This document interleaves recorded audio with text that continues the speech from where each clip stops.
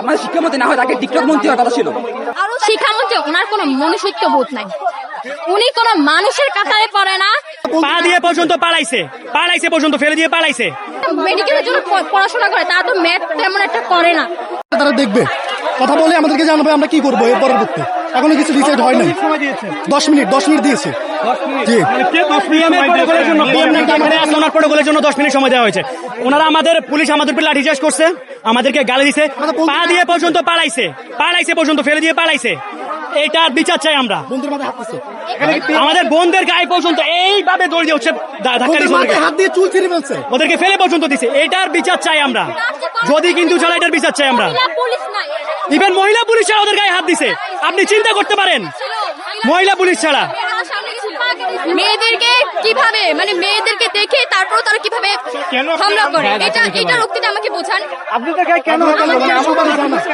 দেখেন, আমরা কিন্তু প্রথমে উত্তেজিত হইনি, আমাদেরকে এখন বর্তমানে উত্তেজিত করা হয়েছে। আমরা সুশৃঙ্খল ভাবে আমাদের দাবি নিয়ে আমরা সামনে এগিয়েছিলাম, কিন্তু তারা কি করলো, তারা আমাদেরকে এক প্রকারের মেয়েদেরকে তারা দেখেও হামলা করছে।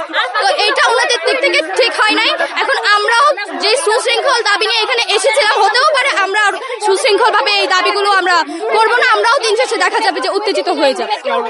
ভার্সিটি এক্সাম দিবে, যারা হচ্ছে কি মেডিকেলের জন্য পড়াশোনা করে, তারা তো ম্যাথ তেমন একটা করে না।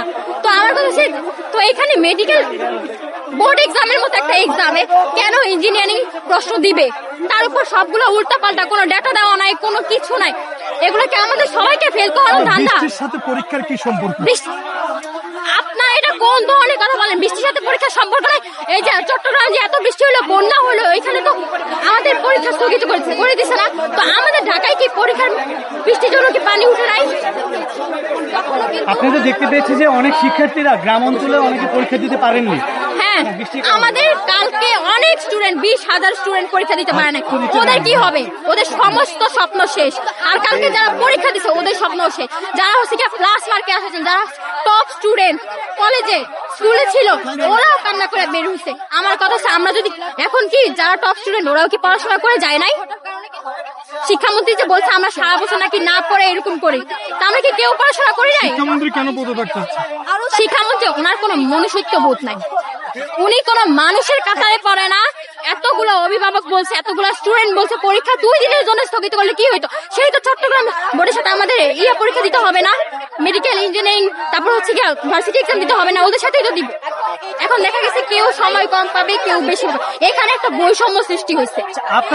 পরীক্ষার এরকম বলেছে শিক্ষা মন্ত্রণালয়, যেটা হলো আমাদের মূল শিকড়, সেখানে পদার্থ 2টা বিষয় কিভাবে ভুল হয়। তারা তো পিএইচডি দাঁড়ি, তারা শিক্ষিত, এখানে ভুল হয় কি? তারপরে তাদের উগ্র ব্যবহার। আমার শিক্ষামন্ত্রী না হয় তাকে টিকটক মন্ত্রী হওয়ার কথা ছিল। তিনি বিভিন্ন উগ্র আচরণ করে, যে আমাদের বলে আমেরিকা স্টাইল।